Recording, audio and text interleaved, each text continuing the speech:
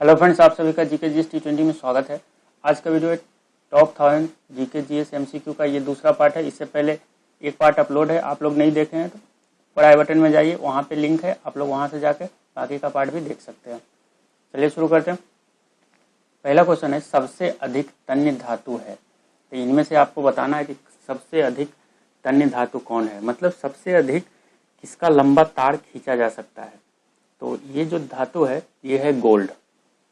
Gold का सबसे लंबा तार खींचा जा सकता है। लगभग 1 ग्राम गोल्ड का 2 किलोमीटर से भी ज़्यादा लंबा तार खींचा जा सकता है।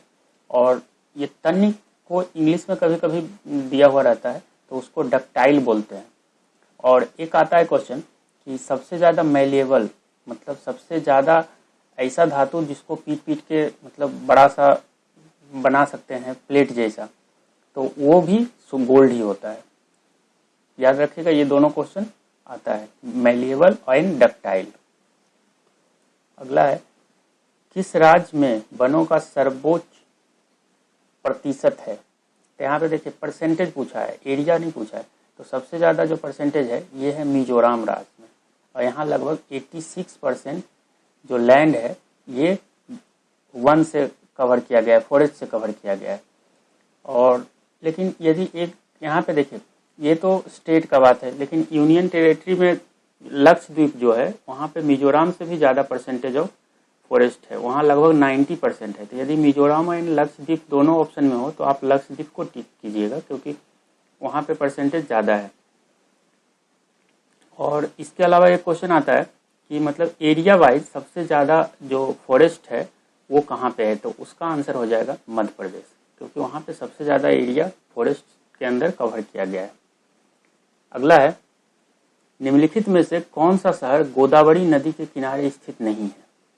तो इनमें से देखिए नासिक, राजमुंद्री और नांदेड़, ये तीनों तो गोदावरी के किनारे स्थित है, लेकिन जो खम्मम है नीचे सबसे लास्ट ऑप्शन, ये गोदावरी के किनारे स्थित नहीं है। तो इसका सही आंसर जो होगा ऑप्शन नंबर डी हो जाएगा।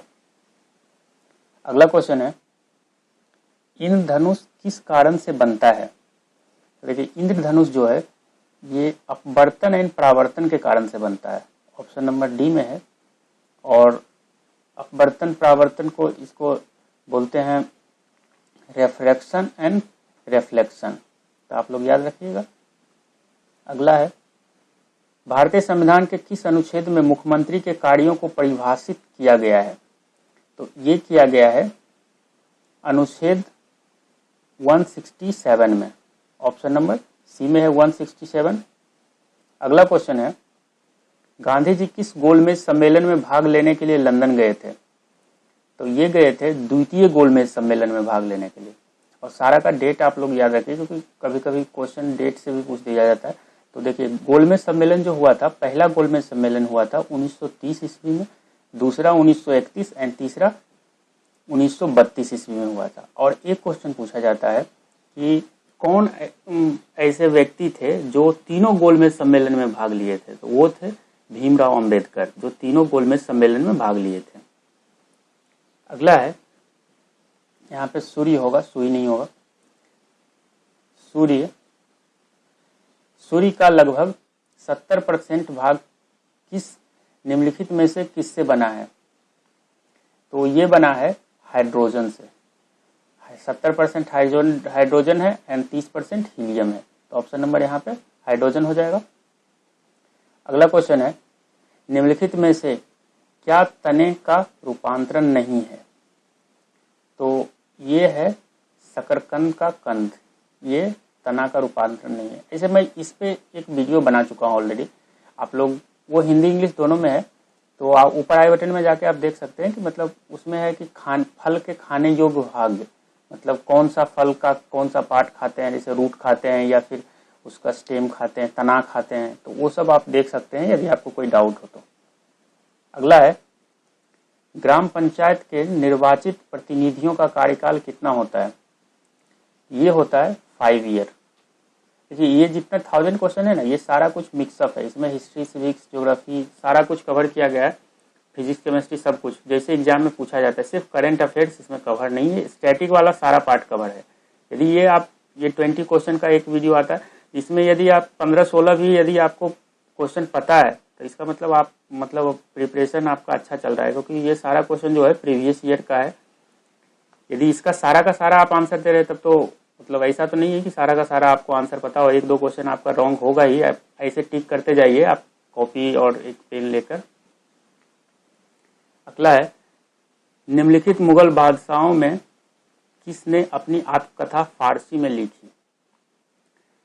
तो देखिए इसमें थोड़ा सा कंफ्यूजन हो सकता है, क्योंकि देखिए अकबर का जो लिखा गया है बुक अकबरनामा वो भी फारसी में लिखा गया है, एंड जहांगीर के द्वारा जो लिखा गया बुक है तुजुके जहांगीरी, तो ये फारसी में लिखा गया है। लेकिन अकबर जो है ये आत्मकथा खुद से नहीं लिखा है, इस अकबर का आत्मकथा जो है अबुल फजल के द्वारा लिखा गया है। तो ये तो आंसर यहाँ पे नहीं होगा, तो यहाँ पे हो जाएगा जहांगीर। देखिए 2 मुगल बादशाह जो हैं इन्होंने अपना आत्मकथा लिखा है, एक बाबर के द्वारा लिखा गया है तुजुके बाबरी जो तुर्की भाषा में लिखा गया है, और जहांगीर के द्वारा जो लिखा गया है ये लिखा गया है फारसी भाषा में तुजुके जहांगीरी। इसके अलावा अकबर के द्वारा तो मैं बता चुका हूँ अकबरनामा लिखा गया है, वो अबुल फजल के द्वारा लिखा गया है। ऐसे मैं बुक एंड ऑथर में वो सारा बुक कवर किया हूँ, आप लोग ऊपर आई बटन में जाके देख सकते हैं। अगला है, मोहनजोदड़ो कहाँ स्थित है? तो ये स्थित है सिंध प्रांत में, ये पाकिस्तान में है। अगला क्वेश्चन है, ट्राइटियम किसका समस्थानिक है? तो ट्राइटियम जो है ये हाइड्रोजन का समस्थानिक है। देखिए ट्राइटियम हाइड्रोजन का 3 समस्थानिक है, आप लोग याद रखिए। पहला जो है उसको प्रोटियम बोलते हैं, और दूसरा ड्यूटेरियम, तीसरा ट्राइटियम।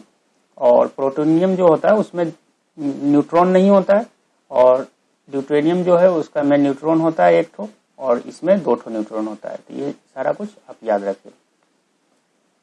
अगला है, अनुवांशिकी के जनक वैज्ञानिक हैं? तो ये है Mendel, Gregor Mendel, option number D में है। अगला क्वेश्चन है, मानव शरीर में कार्बोहाइड्रेट पुनः संग्रह होता है? तो ये संग्रह होता है ग्लाइकोजेन में।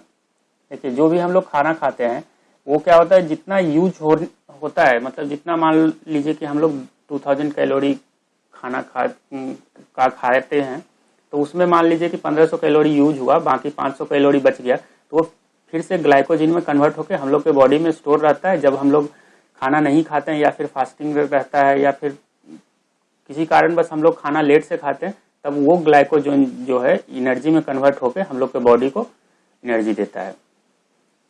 अगला है, भारत की आज़ादी के समय कांग्रेस के अध्यक्ष कौन थे? और तो इसका सही आंसर होगा ऑप्शन नंबर सी, जीवी कृपलानी।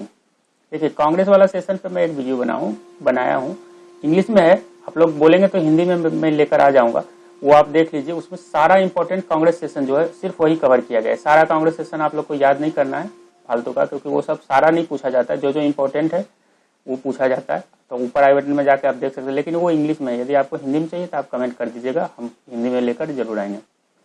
अगला है, हुमायूं का मकबरा कहाँ स्थित है? तो ये है दिल्ली में, ऑप्शन नंबर ए। अगला है, एक अश्व शक्ति में होते हैं, मतलब 1 HP इक्वल टू पूछा है कितना वाट होता है, तो 1 HP इक्वल टू होता है 746 वाट, ऑप्शन नंबर डी। ये काफी बार एग्जाम में पूछा गया है, मैं स्टार मार्क मार दे रहा हूँ, बहुत बार पूछा गया। अगला क्वेश्चन है, सभी अम्ल धातुओं के साथ अभिक्रिया करके गैस उत्पन्न करती है, तो कौन सा गैस उत्पन्न करती है? ये है हाइड्रोजन गैस उत्पन्न करती है, ऑप्शन नंबर बी इसका सही हो जाएगा।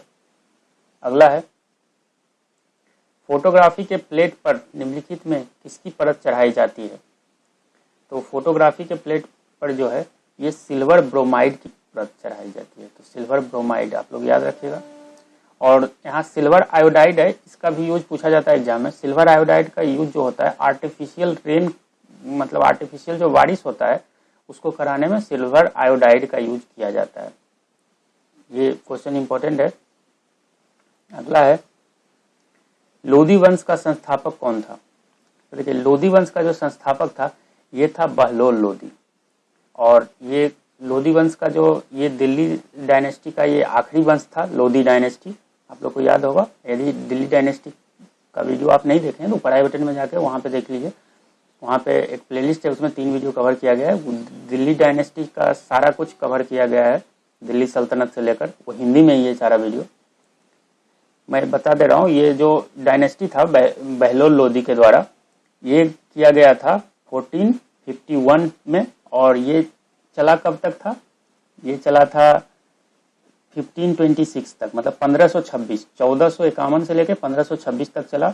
1526 में जो हुआ था, इब्राहिम लोदी हार गया था बाबर से फर्स्ट बैटल ऑफ पानीपत में, और उसके बाद लोदी डायनेस्टी खत्म हो गया और मुगल आ गया था। ये इस वीडियो का आखिरी क्वेश्चन है। अगर आप लोग को वीडियो पसंद आए तो लाइक करें, चैनल पर नए हैं तो सब्सक्राइब करके बेल आइकन को प्रेस कर लीजिए ताकि ऐसे वीडियो का नोटिफिकेशन आप लोग को मिल सके।